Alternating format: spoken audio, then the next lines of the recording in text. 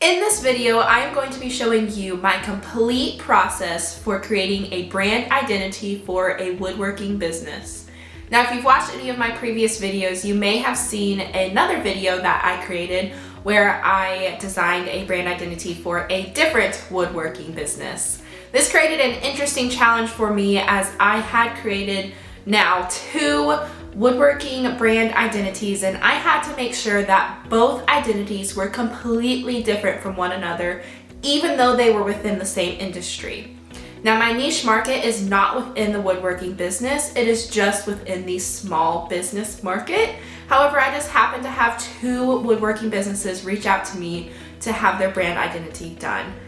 I was able to establish 2 entirely different identities because of my onboarding process that I have in place with my clients, where I have them fill out a brief, answer a few questions about them, their business, their goals, their values, etc. Another challenge that was posed with this brand identity was that this client actually had 2 brands that she wanted me to create an identity for.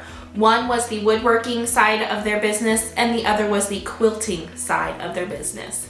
I had to find a way to make 2 brands cohesive with one another without being too repetitive. This was a really fun and interesting challenge for me. I feel like the final result did turn out absolutely amazing. I'm really excited to show you all today that full process. If you would like to see that, make sure you stick around and let's get going.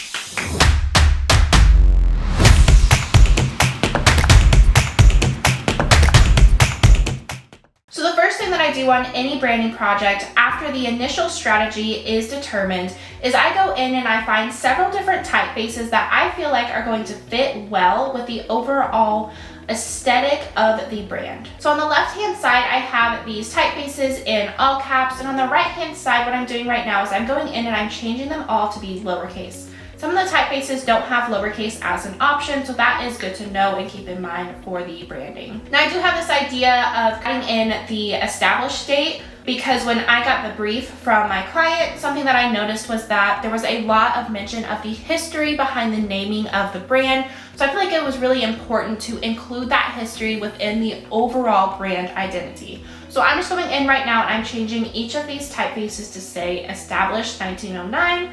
That way I can see what each one looks like in the actual typeface. So I can really tell what it's going to look like when it's locked up in the logo. Okay, so now this last typeface just isn't cutting it for me. It's just too bold for both the established date and the primary naming, so I'm just going to get rid of it on both. And the third typeface, I like it, however, it is too bold on the established date. So I am going to get rid of it on the established date, but I'm going to keep it on the primary naming because I might use it for that. The second typeface is just too playful for me. I'm not a fan of it on really either, but I do like it, so I am gonna move it over to the side because I might be able to use it for a submark maybe. And now we have these 3 typefaces. I wanna look at this first one in lowercase just to see what it looks like, and I'm not a fan of the primary naming being in lowercase in this instance, so I'm going to remove that and change it to be all caps again.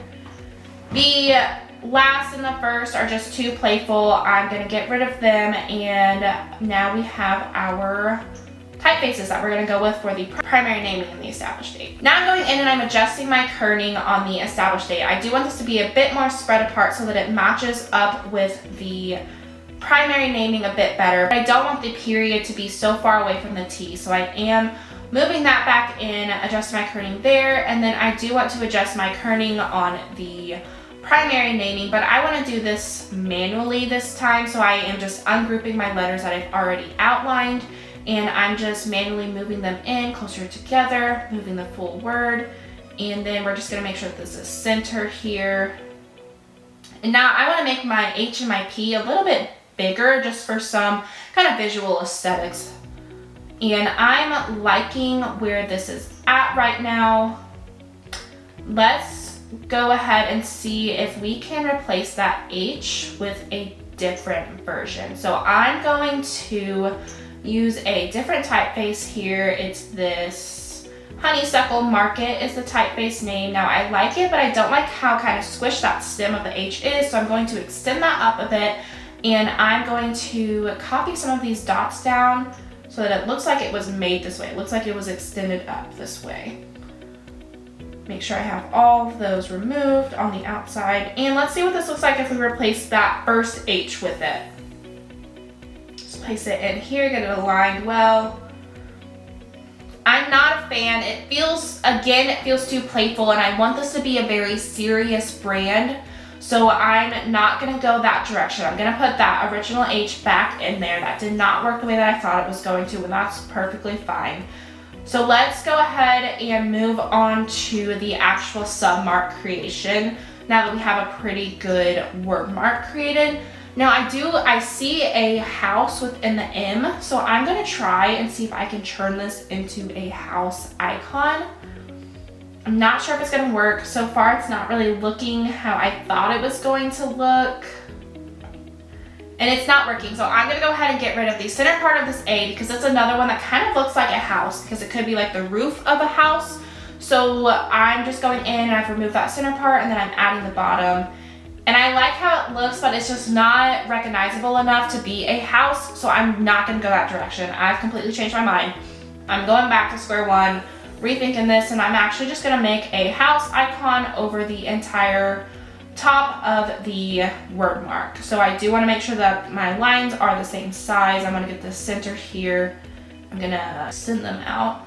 And now I did originally have this as a square top roof, but I'm gonna actually make it pointed. It just looks a bit better this way, I feel like. And I'm adjusting my stroke. And again, I'm going to manually adjust my kerning. Now that I have this locked up with that icon, it does need to be adjusted some more. So I'm going in and just pulling this a bit closer together. And then I'm gonna move the full word of home over once I get this fully adjusted so that the words are a bit closer together. That's looking good, so let's make sure that it's centered here. We're gonna just pull over these lines, and now we're pulling down that established date. And I want to add in some lines here that are pointing to the established date. So it helps to kind of direct the viewer's eye. So now we have a pretty good idea of a logo lockup that we might go with. This might not be the final, but it's at least pretty close. We have a good direction that we're going in. I want to now create an icon that we can put within the top portion of that house. So let's go ahead and start on that. We're gonna start with a hammer icon. So I have this here and I'm just adjusting the sizes and the curves on here.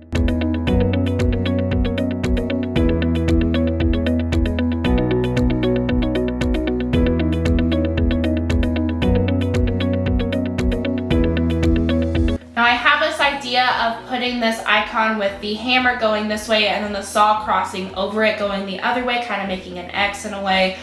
So I am going to just flip that over, and I'm using my shape builder tool once I get this stroke offset added and removing these portions so that you can tell that there's a hammer here and then the saw is kind of like cutting into it. And now we're going to copy this over, and I'm going to turn it into black because I do like to design in black and white starting out just to make sure that everything works well together. And I'm putting this into the center of the house. I'm gonna just adjust my sizing a bit, get it centered again. That looks pretty good, but I just feel like it's missing something. Something needs to be done a bit differently. So I like this a lot. I think it's going in the right direction, but let's go ahead and try one more version. And I'm gonna take the one that has the H larger and the P larger, and this time I'm going to actually replace the O in home with that icon that we just created. And instead of putting the house icon over the entire word mark, we're now going to just put it over place.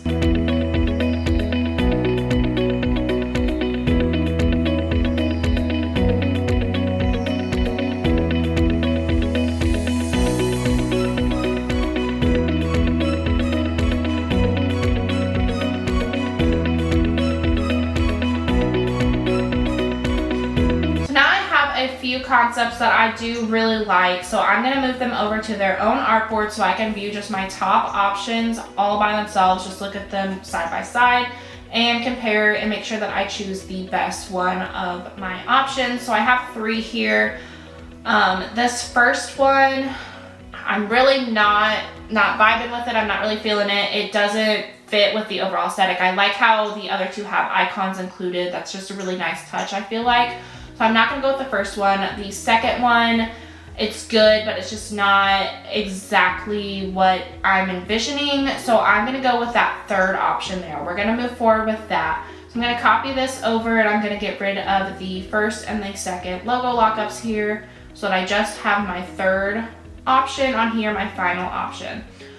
So now I do want to add back in those lines that we had in the second logo lockup. I do really like that. I really do feel like it helps to guide the viewer's eyes to how you're supposed to read the logo. So I'm gonna copy this one over really quick by holding Alt. And then I'm just going to add in those lines next to the established date. And again, I wanna make sure that these are aligned perfectly with the E on the side. So everything is aligned on this side and everything is aligned on this side. Adjust my stroke, get everything aligned. And that looks really good. I like that. I think we're really close to a final. That might be our final.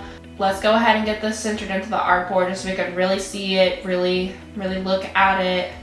I'm gonna copy this over because I'm gonna now outline my stroke. I don't wanna lose my original stroke weights that I have in case I need to refer back to them at any point. But by outlining that stroke, I am making it to where I can now resize that without it destructing that stroke width. It's not gonna get bigger whenever it gets smaller. So now I'm adding in my colors. I've gotten these from the mood board that I created at the beginning of the process.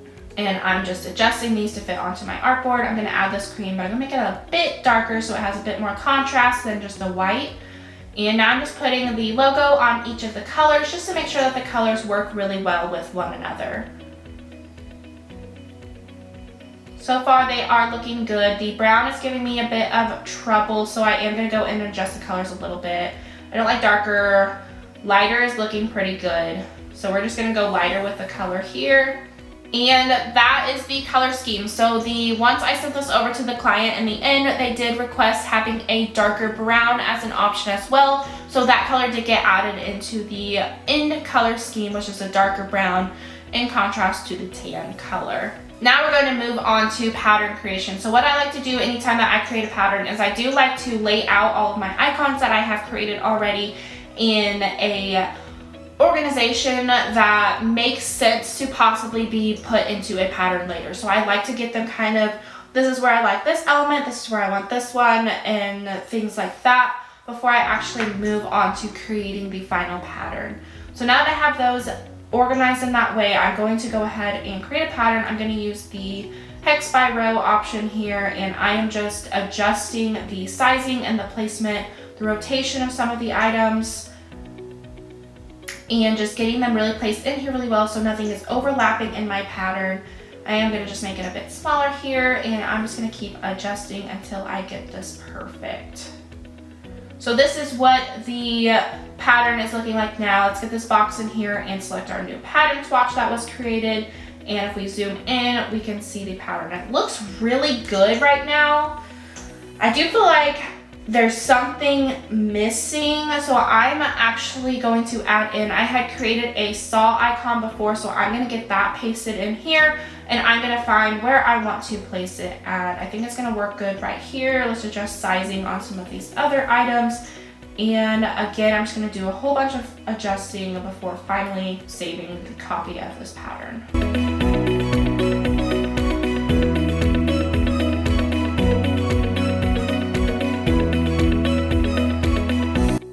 So now we have the pattern laid out in a way that works really well together. It works well with the overall aesthetic of the brand, and there is the full brand identity for Home Place Woodworking. As I mentioned in the beginning, there is going to be another brand created that is cohesive with the Home Place Woodworking. This one is called Home Place Quilting. I'm really excited to get started on that one and show you all the process of creating Home Place Quilting. Hopefully I can make the two cohesive without being too repetitive. I'm really excited to take on that challenge. Stay tuned because that video will be posted next week, and I will link it to this one once that is up. But until then, without further ado, let me introduce you to home place woodworking.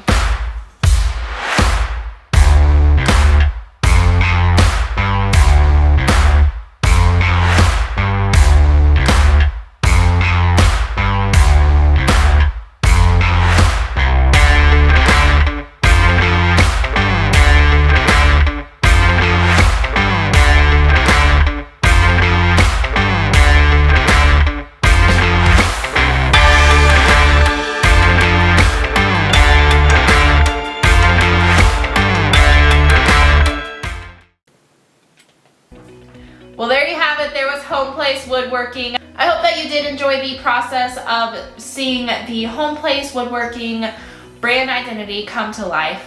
I had a lot of fun creating this. It was, as I mentioned, an interesting challenge. I feel like it turned out really well. Let me know your thoughts in the comments. If you have not already, please do make sure to subscribe to my channel. It really does help to support me. Thank you all for watching. I will see you over in the next video.